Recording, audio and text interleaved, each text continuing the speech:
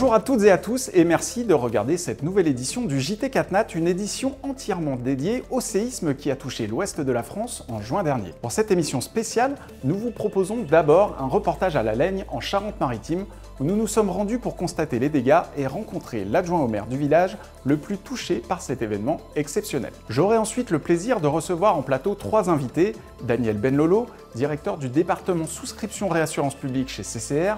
Il sera accompagné d'Émilie Texier-Pichot, responsable de service sinistre IRD à la Mutuelle de Poitiers, et enfin Mendy Benboubou Valerius, docteur en sismologie au BRGM.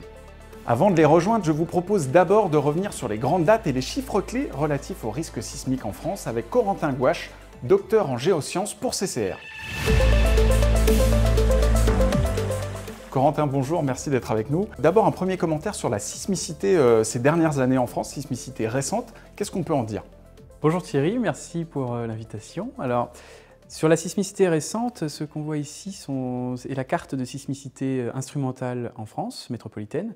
Il s'agit donc des séismes enregistrés par des stations sismiques. Et ce qu'on peut constater, c'est qu'au final, peu de séismes dévastateurs ont été enregistrés depuis les années 60, et principalement pour nous, ce qui nous intéresse, depuis 1982, et l'instauration du régime catastrophe naturelle en France. Donc ce qu'on constate, c'est que seulement depuis 1982, 3 séismes ont dépassé les 100 millions d'euros à coût actualisé 2022, dont l'estimation pour les séismes de la Laigne, estimée par CCR en 2023, entre 200 et 350 millions d'euros. Corentin, si on revient un peu plus longtemps en arrière, qu'est-ce qu'on peut dire de cette sismicité dans l'Hexagone? Oui, donc ce qu'on constate quand on a regardé la sismicité récente, c'est que peu de séismes majeurs ont eu lieu.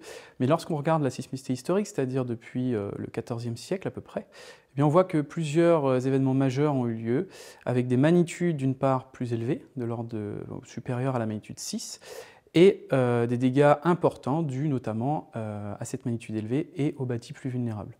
Donc on constate que ces événements ont pu provoquer la mort de milliers de personnes, et dont par exemple le dernier séisme à date en métropole, qui est le séisme de Lambesc en 1909, qui a tué plus de 46 personnes. Maintenant, si on raisonne en zone à travers le pays, quels sont les endroits les plus touchés par la sismicité, Corentin? Donc en regardant la carte du zonage sismique français, on constate 3 choses. Premièrement, l'aléa le plus élevé, donc l'aléa fort, se concentre dans les Antilles, là où il y a eu 2 séismes reconnus catastrophes naturelles, l'un aux Saintes en Guadeloupe en 2004 et l'autre en Martinique en 2007. Deuxièmement, on constate que l'hétérogénéité observée dans la sismicité passée, que nous avons observée juste avant, eh bien, se retrouve dans ce zonage, et on constate que les zones à sismicité moyenne, c'est-à-dire les zones 4 en rouge ici, sont concentrées notamment dans les chaînes de montagnes, avec notamment dans l'ouest des Pyrénées, dans le sud des Alpes, et également la vallée de l'Isère, donc sur les départements de l'Isère, de la Savoie et de la Haute-Savoie.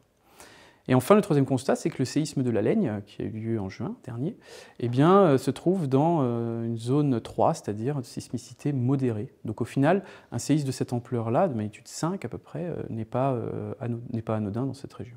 Corentin, si on se concentre cette fois sur le sinistre de la Laigne, comme vous l'avez évoqué précédemment, qu'est-ce qu'on peut en dire? Oui, donc ici, nous vous présentons 2 cartes d'aléas sismiques, c'est-à-dire l'intensité macroscopique, qui représente en fait à la fois la perception humaine, mais également l'impact que le séisme aura sur le bâti. Et donc ce qu'on constate, c'est que ce séisme a été largement ressenti dans tout l'ouest de la France, mais également jusqu'à l'est, par exemple à plus de 400 km au niveau de Lyon. Ce qu'on constate également, c'est que les intensités macrosismiques maximales observées ont atteint une valeur de 7, correspond en fait à des dégâts modérés sur le bâtiment français.